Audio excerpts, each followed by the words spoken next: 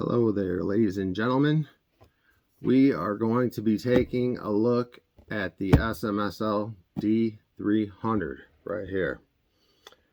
And I actually took it apart because the cheapish USB, or not USB, sorry, Bluetooth, I don't edit, so that'll be in there. The Bluetooth is a little cheap on this DAC. This, this is, if you know what I'm talking about, this is the ROHM chip in this one, is the reason why I bought this. It's pretty neutral with like its own tone, but overall it's neutral. Like if it calls for it, it'll give it to you. And I'm shocked I'm looking at a 12 volt 1 amp power supply right here. I'm going to show you all this. I'm looking at our $100 ROHM chip. This is $100 under this little heatsink. Their heatsink is totally flat, like no fins, to let the heat off it. So it appears, I don't know what they used on here. It's not thermal paste, it's not liquid metal. I don't know what it is, but when I let you see inside here, you're going to see it. The Bluetooth, cheapest I've ever seen. Came loose, so that's why we have the unit apart right now. I figured I'd show you guys the inside since no one even reviews this DAC. But for what you get, it is a really good DAC. But the work that's gone into this, I don't think. Yeah, maybe I'd say it's worth $300 for them to make this and then add the $100 chip in there, which SMSL has to pay for. So yeah, it's it pretty much does what the studio recorded. So that's good. You're gonna look in here and you're gonna see not much going on for how clear this thing is. This is a very clear, like I told you, neutral. If it calls for bass, if it calls for mids, it'll hit. In those areas, it'll punch hard. And there's some kind of like glue coming out around this little flat heat sink. Like I don't even know why in the world would someone make a flat heat sink. I mean, I could see it lets off a little bit of heat, but why not have one with fins on it for the price of this unit? It's still $399. The main reason for taking it apart, they must use the cheapest. That's the cheapest Bluetooth adapter you can get. I don't know why. Why is it not built in yet? Why do we have these products without the... If they can build it into the phone that I'm speaking to right now, why can't they put it in this case? Plus, they use... This is the cheapest SMSL DAC you will ever feel. It's pretty light. Here's the top, a little bit beefier than what's going on around it. I put these what are they called? Sound Addict. If you're gonna buy a topping or if you're gonna buy anything that doesn't have at least an inch to an inch and a half space of airflow under it, this gives us, this is called Sound Addict, these feet. That gives us about 1 3/4 inches of height, so it cools off. So now I'm going to take you through here. There's not much to it. I mean, I see 4 green Japanese capacitors, 1, 2, 3, 4, 5. There's not much going on here. A handful ICs, some more capacitors. Looks like some good Japanese capacitors right here, the tall ones that look like a pill, not the solid state, or not the solid head capacitors, and the regular capacitors here. And the one other thing, I think if when SMSL makes these or does their warranty work, they don't quite... They might be pulling parts from another unit, you know what I mean? And they might be pulling parts. So now I'm going to give you a look inside. Let's go over here. Okay, let me get it. I'm gonna flip the screen around. Okay, here we go. Here's that little flat heatsink I was talking about right there. You see the glue shining off the, I need my little pointer for me. I fixed the Bluetooth. See how it runs from here to here? That crap got loose.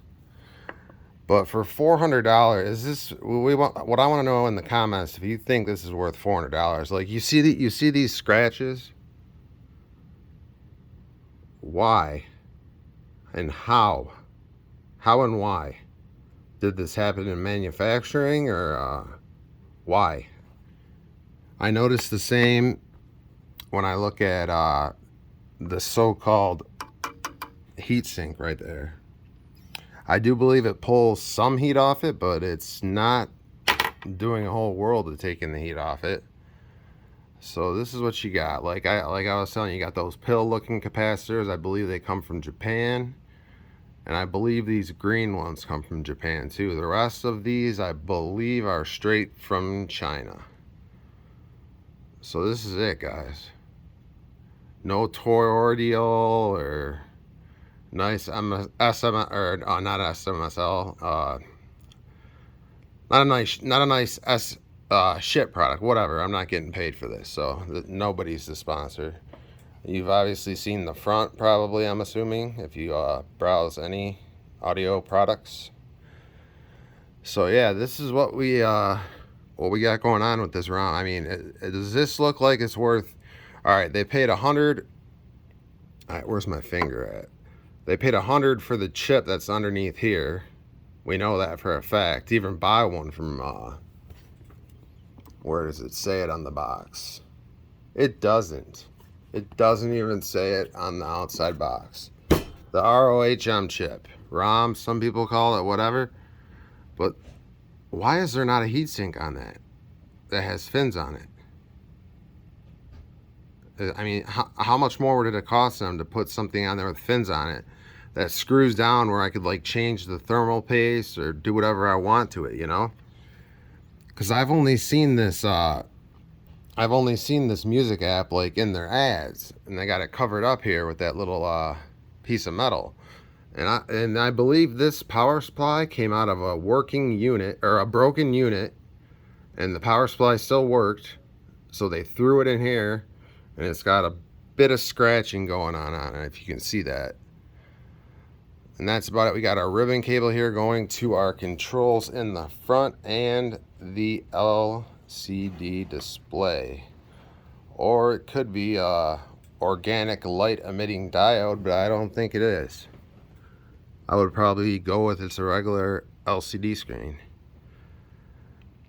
I don't know if there's op amps, if you can put op amps in a DAC design, but it appears right here these look like some kind of op amps from SMSL. I don't know what those are. Maybe some of you guys do in the comments, but does it really look like? I mean, I was telling you there's about 10 15 ICs in here, integrated circuits, if you haven't watched many electronics videos. So yeah, that about does this product. I mean, I like it. I leave it plugged in and hooked up. This is like the first time I shut it off to fix that problem. But they are cheaping out because of the processing chip, the audio processing chip that's in this thing. And let me tell you, it is a good audio chip. I wouldn't sell. I don't want to sell this, you know. I'm thinking they did a miracle with not many parts right here. So yeah, it's pretty clear, and whatever the music calls for in the studio, that is exactly what you are going to hear. And maybe we'll have a ROHM 2 audio chip. Anyway,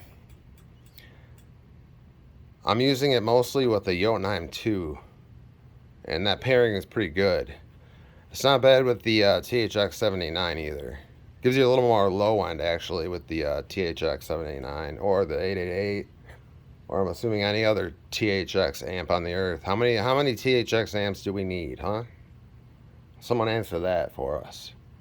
I mean, it's good, but just someone say how many different THX headphone amps do we need?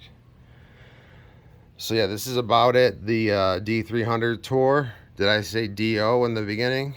I might have, but this is the inside of it, and I'm about to put it back together once I tighten that completely. I don't know why this doesn't have an internal antenna in 2022 is when this product came out, not 2023. I didn't buy it right when it came out. I read a few reviews and I said, what the hell? It's a different DAC with a different processor. Why not buy it? Try it. Let's see. I could always send it back if I didn't like it, but yeah. Also, a word of caution: if anything goes wrong with this, you're better off getting an electronic engineer, a technician, to fix this for you within the United States,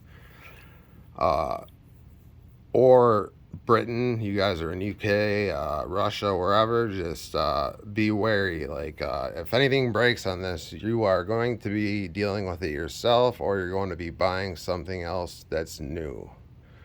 So anyway, you guys seen it here first, I believe, because I haven't seen anyone else do this with this exact DAC, but it does sound good, and I do believe it's worth the 300, because under here, remember, under here costs SMSL $100.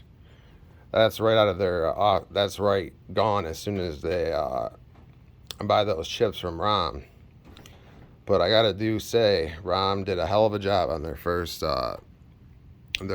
analog to digital, or digital to analog chip. Anyway, you guys have a good one. Talk to you later. Bye.